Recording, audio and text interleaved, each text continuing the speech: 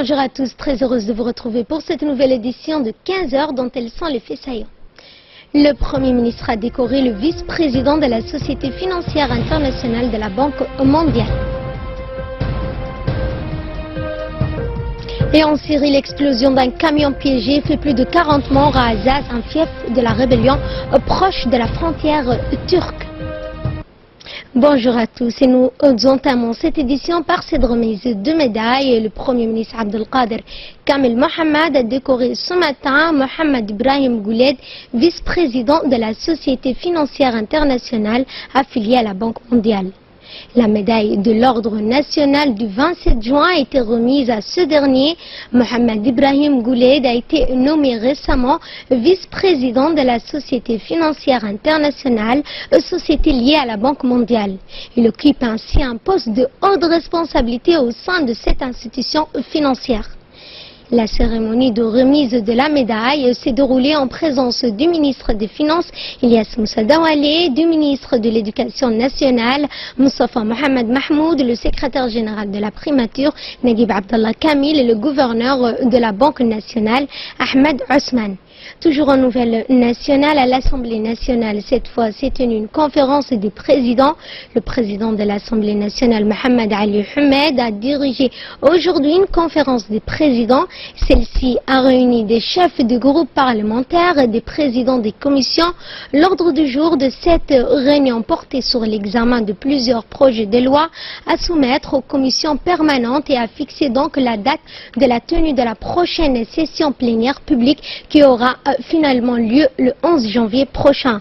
Le gouvernement était représenté par le Premier ministre Abdelkader Kamel Mohamed, le ministre de la Défense et chargé des relations avec le Parlement, Ali Hassan Badan, et les différentes commissions devront se pencher sur 4 projets de loi, une proposition de la résolution soutenant l'Azerbaïdjan face aux agressions de l'Arménie.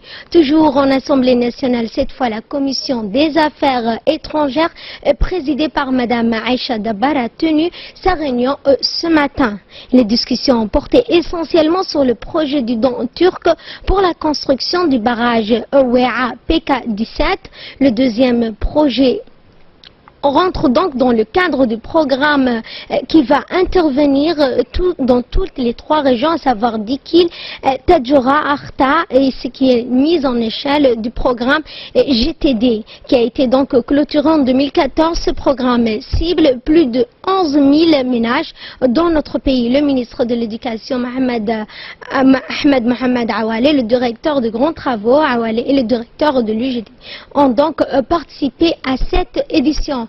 Toujours en nouvelle nationale, le ministre de l'Emploi chargé de la réforme de l'administration, Hassan Idriss Samirié, se trouve actuellement en visite au Qatar. Il est à la tête d'une délégation comprenant également des hauts responsables de la Chambre de commerce. Les discussions entre les deux parties portent essentiellement sur le renforcement des relations bilatérales, l'investissement à Djibouti et l'envoi d'une main-d'œuvre qualifiée au Qatar se trouve également au menu des discussions. Et un fait divers avec cet incendie qui s'est déclaré hier soir vers 22h30 minuit à Belbala, quartier dit Tenaf.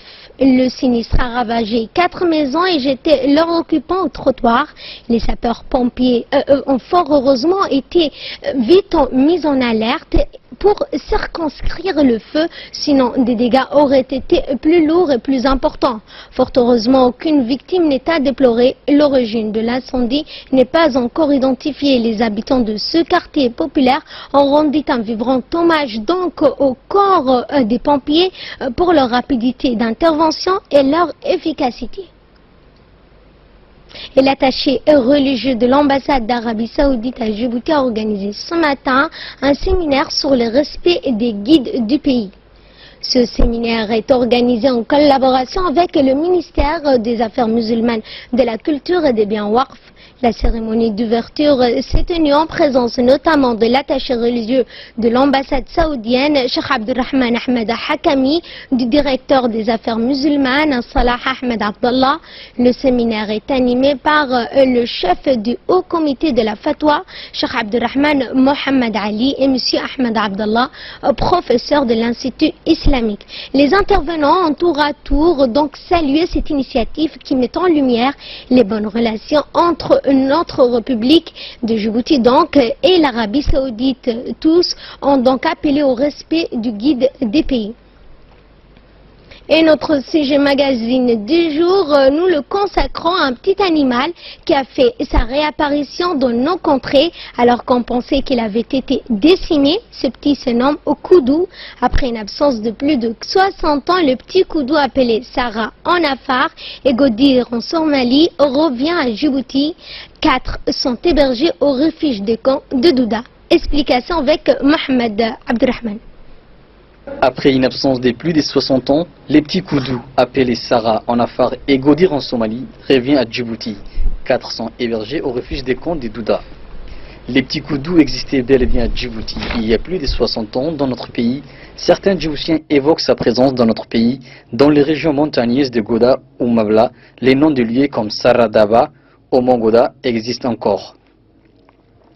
Antilope africaine de la famille des bovidés, les petits Koudou est rapide et peut atteindre une vitesse de 100 km/h, capable de sauter 2,50 mètres de hauteur et jusqu'à 9 mètres en longueur. C'est une espèce vulnérable. Dans notre pays, il a été exterminé par l'homme pour se nourrir, mais aussi à cause de sa beauté, de ses cornes et sa peau rayée blanc pour la femelle. Actuellement, on peut le rencontrer dans certains pays de l'Afrique de l'Est, en Somalie ou en Éthiopie. Les Djiboutiens pourront désormais découvrir les 4 petits Koudou, 3 mâles et une femelle, au refuge des camps des Douda. 2 sont arrivés des Borama de Somalie et les 2 autres sont arrivés de la France en provenance des eaux des Boval. Sa réintroduction n'est pas impossible selon les présidents de l'association des camps qui gère les refuges des Douda.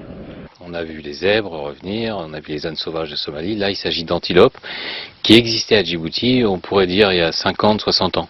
On est à peu près sûr qu'ils étaient là. Maintenant, on la retrouve que dans les pays environnants, comme le Somaliland ou l'Éthiopie. Mais on peut imaginer les réintroduire à Djibouti. Il y aurait suffisamment de végétation à certains endroits, dès lors qu'on protège bien sûr la flore contre le surpâturage et la déforestation due à la coupe d'arbres pour faire du charbon, etc., etc. Donc tout est envisageable à partir du moment où on veut le faire, c'est tout. Donc maintenant, on a 4 Koudous à Djibouti, donc il y en a 2 qui viennent de Somaliland, qui nous ont été cédés par le ministère de l'Environnement somalilandais, et 2 qui viennent d'arriver jeudi dernier, offerts par le zoo de Boval. Donc ça porte à 4 l'effectif total des Koudous en République de Djibouti. Donc ils vont rester captifs dans le refuge, en tout cas encore quelques années, le temps qu'ils se reproduisent, et ensuite on envisagera ce qu'on peut faire de la progéniture de ces animaux. Installés à l'entrée de Djibouti, les refuges des camps des Douda hébergent déjà plusieurs espèces d'animaux très rares ou complètement disparus. Les Djiboutiens et les touristes peuvent les découvrir. Le docteur Bertrand Lafrance, vétérinaire président de l'association des camps qui gère les refuges à Douda, a remercié les eaux des Boval et les ministères de l'Environnement pour son soutien destiné à renforcer la biodiversité animale à Djibouti. Et le terrain du ministère de l'Environnement, le zoo de Boval, effectivement, est notre partenaire principal dans la mesure où il nous apporte non seulement d'un soutien matériel, financier, mais aussi un soutien scientifique et technique. Et c'est un très très bel animal qui a été chassé de façon abusive pour ses cornes, parce que vous voyez sur la photo, le mâle a des cornes magnifiques qui sont spiralées. Et la femelle a une robe superbe aussi qui est rayée blanc. Donc à cause de la beauté de sa peau, à cause de la beauté de ses cornes, cet animal a été exterminé. L'implication du ministère de l'Environnement est fondamentale parce qu'on ne pourrait rien faire si on n'avait pas leur soutien effectif. Il ne faut pas oublier que le terrain sur lequel on travaille... Grâce à ce partenariat, les Djiboutiens pourront désormais voir de près les petits Koudous qui vont rester au refuge avant peut-être une éventuelle introduction dans la nature après l'observation. Et de là, nous faisons un tour d'horizon de l'actualité à travers le monde en Syrie. L'explosion d'un camion piégé a fait plus de 40 morts à Azaz, une ville tenue par la rébellion et proche de la frontière turque. C'est un camion citerne qui a explosé, entraîné un véritable bain de sang. Les agences de presse ont évoqué d'abord la mort de 43, mais le bilan pourrait être bien plus lourd. Selon les réseaux sociaux, l'attentat aurait fait plus de 60 victimes. Le groupe islamiste du Levant, donc de Daesh est pointé du doigt. Il s'agit du massacre le plus important à Azaz qui a déjà été la cible de plusieurs attaques et offensives meurtrières des djihadistes de Daesh. Ces derniers cherchent en vain à s'emparer de cette ville de 30 000 habitants au nord d'Alep. Le camion piégé a sauté sur un marché bandé, entraînant donc le chaos. Voilà, c'est tout pour cette édition. Merci à vous de l'avoir suivi. Dans quelques instants, le focus de l'après-midi. Rebonjour et merci de nous rejoindre pour cette seconde partie consacrée au focus. Avec nous sur ce plateau, Samatar Saïd. Bonjour Samatar. Bonjour. Et notre focus d'aujourd'hui nous emmène donc aux États-Unis où le tireur de Floride est-il fou ou est-ce un terroriste? Oui, Ferdous, on dit que Esteban Santiago est un jeune homme de 26 ans qui a abattu vendredi dernier des passagers d'un aéroport de Floride. Est un vétéran d'Irak. Esteban Santiago plutôt est originaire d'Alaska. Il s'est présenté il y a 2 mois dans un bureau du FBI à Anchorage. Si perturbé qu'il avait été conduit dans un hôpital psychiatrique confusément. Il aurait évoqué aussi Daesh. Le FBI de Miami a assuré qu'une hypothèse dans l'hypothèse terroriste n'était pas écartée. Ce fut une journée pénible pour notre État, a expliqué Rick Scott, le gouverneur de Floride. Un acte diabolique et insensé est arrivé dans lequel 5 personnes ont perturbé la vie et nous savons que d'autres luttent contre la mort. Ce qui est important pour moi, c'est que nous ne pouvons pas tolérer des choses comme ça dans notre État, quels que soient les responsables. Il rendrait des comptes. Esteban Santiago a sémé la terreur dans l'aéroport de Fort Lauderdale. Il arriva à Alaska avec son arme dans un bagage en soute. Ce qui a permis aux États-Unis, selon les médias américains, son bagage récupéré. Il a chargé l'arme dans les toilettes et a tiré dans la foule, créant un mouvement de panique générale. L'homme s'est laissé ensuite appréhender sans résistance par la police. L'aéroport a réouvert cet après-midi. Oui, il faut se poser des questions sur son état psychologique vu qu'il s'est laissé appréhender sans poser de résistance. Merci Samatar pour ces éclairages. Merci à vous de nous avoir suivis. Merci à la régie et très bonne suite de programmes sur Télé Djibouti.